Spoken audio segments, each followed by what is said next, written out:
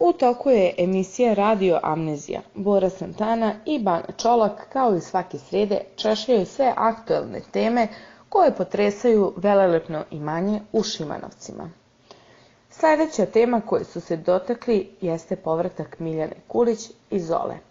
Njih je najviše zaintrigirala informacija koju je Miljana iznela, a koja se odnosi na to da je bivša devojka Marka Miljkovića trudna sa njim.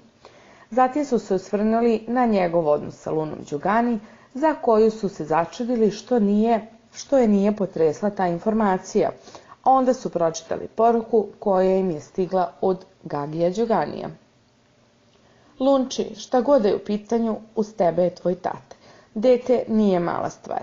Ako se ispostavi da je beba njegova, prihvatit ćemo i čestitat ćemo, Gagi.